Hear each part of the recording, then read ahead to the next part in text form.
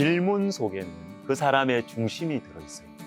진짜 궁금해서 정말로 방법을 알고 싶어서 질문하는 경우도 있지만 내 마음을 그대로 말하는 것이 부담스럽기 때문에 질문을 하는 경우, 상대방의 마음을 떠보기 위해서 질문하는 경우도 있습니다. 여러분, 우리 가능하면 이렇게 말하지 않았으면 좋겠어요. 좋으면 좋다, 싫으면 싫다, 아니면 맞으면 맞다, 아니면 아니다, 이렇게 말합시다. 하나님의 사람들은 정직한 마음으로 말합니다. 여러분, 하나님은 중심을 보십니다. 외모나 말투 대신에 중심을 보세요.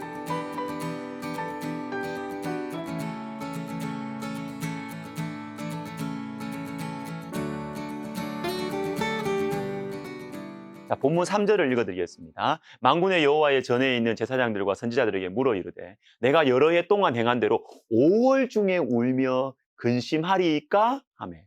자, 몇몇 사람들이 금식과 애통에 대해서 질문을 했습니다. 여기에서 우리는 5월에 대해서 그리고 여러 해 동안 행한 대로라는 말씀에 집중하고 생각해 보아야 합니다. 왜 이 사람들은 5월 중에 금식하는 것을 질문했을까요? 열왕기하 25장 8절과 9절을 보실 필요가 있습니다. 바벨론 왕 느부갓네살의 19째 해 5월 7일에 바벨론 왕의 신부 시위대장 느부사라단이 예루살렘에 이르러 여호와의 성전과 왕궁을 불사르고 예루살렘의 모든 집을 귀인의 집까지 불살랐으며. 자, 여러분, 왜 5월일까요? 왜 5월에 금식할까요? 예루살렘이 멸망당한 것이 5월이었거든요. 그래서 하나님 백성들은 여러 해 동안 5월에 울며 근신하면서 금식을 했던 것입니다. 자, 이해가 되지 않습니까, 여러분? 이해가 되잖아요. 왜 금식하는지 5월에. 우리가 하나님 말씀에 불순종해서 망했다, 5월에. 그래서 매년 5월이 되면 금식하면서 다짐을 하는 것입니다. 이제는 이 5월의 비극이 없도록 하자. 이제는 하나님 말씀에 순종하며 살자. 근데 세월이 흘러갔습니다. 포로 생활 70년이 끝났습니다. 다시 예루살렘으로 돌아와서 성전도 지었습니다. 바로 이때 질문하는 것이죠. 지금도 5월에 금식해야 합니까? 이제 무너진 성전도 다시 세워졌으니까 더 이상 5월에 금식하지 않아도 되지 않습니까?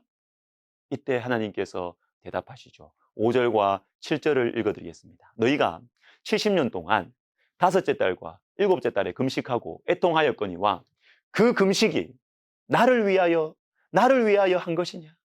여호와가 옛 선지자들을 통하여 외친 말씀이 있지 않느냐 하시니라.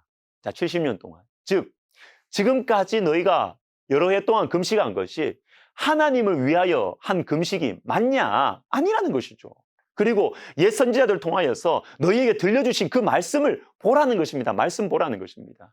무너진 예루살렘 성전 때문에 금식했으니까, 이제는 성전이 세워졌으니까, 눈에 보이는 성전 세워졌으니까 금식하지 않아도 된다라고 생각할지 모르지만 너희의 마음은 전혀 변하지 않았다는 거죠. 말씀 없는 성전, 말씀에 대한 사랑과 순종이 없는 성전, 의미 없다는 것입니다. 예레미야 26장에도 비슷한 장면이 나옵니다. 먼저 2절을 보시면 여호와께서 이와 같이 말씀하시니라. 너는 여호와의 성전뜰에 서서 유다 모든 성읍에서 여호와의 성전에 와서 예배하는 자에게 내가 내게 명령하여 이르게 한 모든 말을 전하되 한마디도 감하지 말라. 예레미야 선지자가 성전에 예배하러 온 사람들에게 성전뜰에 서서 하나님 말씀을 전합니다. 무슨 말씀을 전할까요? 5절, 내가 너희에게 나의 종 선지자들을 꾸준히 보내 그들의 말을 순종하라고 하였으나 너희는 순종하지 아니하였느니라. 내가 이 성전을 실로같이 되게 하고 이 성을 세계 모든 민족의 저주거리가 되게 하리라 하셨느니라. 뭡니까? 성전에 예배하러 온 사람들에게 성전뜰에 서서 이렇게 말하는 거예요. 하나님의 말씀에 순종하지 않으면 너희가 드리는 예배도 성전도 의미 없다는 것입니다. 오늘 본문 스가랴 7장과 똑같습니다. 몸이 돌아오도 마음이 돌아오지 않으면 포로기한의 의미가 없고, 성전 건물을 세워도 저와 여러분의 중심이 말씀으로 채워지지 않으면 아무런 의미가 없다는 것이죠. 고린도후서 3장 1절에 보시면 우리가 어찌 어떤 사람처럼 추천서를 너희에게 붙이거나 혹은 너희에게 받거나 할 필요가 있느냐? 자, 추천서라는 표현이 나오는데 이것은 사도 바울 당시에 유명한 사람들의 추천서, 즉 예수님의 제자들이 이 사람은 훌륭한 사역자라고 추천해준 그 문서를 가지고 있으면 사람들이 인정을 해주는 거예요. 오늘날로 말하면 좋은 학교 졸업장, 박사 학위증 같은 것이죠. 그런데 사도 바울은 이 추천서 때문에 마음 아픈 일이 많았어요. 추천서가 없었거든요. 유명한 사람들과의 인간적인 관계가 없이 하나님이 바울을 세우시고 기르셔서 사도의 사명을 감당하고 있었기 때문입니다. 그래서 추천서가 없기 때문에 바울의 영적인 권위를 공격하던 고린도 교회 성도들에게 이렇게 고백하는 것입니다.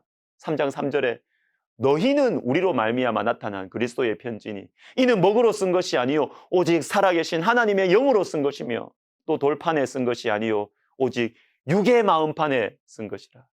종이에 쓴 추천서는 없지만 하나님의 영으로 쓴 추천서가 있다는 것입니다.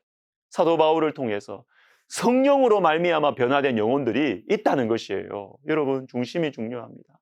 눈에 보이는 것들이 물론 필요해요. 그러나 그 속에 하나님이 없으면, 성령의 역사가 없으면, 말씀이 없으면 껍데기예요. 모래집이에요. 환난과 풍파가 닥치면 무너질 수밖에 없습니다. 최근에 알게 된 이 사자성어가 있습니다. 피, 갈, 회, 옥. 입을 피, 베옷, 갈, 품을 회, 그리고 구슬, 옥. 허름한 베옷을 입고 있지만 속으로는 귀한 구슬을 품고 있다는 말인데요. 소중한 지혜와 덕을 품고 있지만 겉으로 드러내지 않는 사람 의미예요. 여러분, 하나님 백성들은 이런 사람들이 외모와 명예와 거칠애보다 중심을 중요하게 여기고 중심을 잘 갖고 갑니다. 내 속에 하나님의 말씀이 있는가? 내 안에 성령이 충만한가? 여러분, 그러면 흘러나와요. 넘쳐 흐르게 되어 있습니다. 중심을 소중하게 여기고 잘 가꾸시는 저와 여러분 되었으면 좋겠습니다. 기도하겠습니다. 하나님 아버지, 거칠애, 겉모습, 또 우리의 말들 속에 중심을 감추지 말고 하나님 앞에, 사람 앞에 정직하게 우리의 중심을 말씀으로, 성령으로 아름답게 가꾸어 가는 정말 지혜롭고 내실 있는 그리스도인들 우리 모두가 되게 하여 주시옵소서. 예수님의 이름으로 기도하옵나이다. 아멘.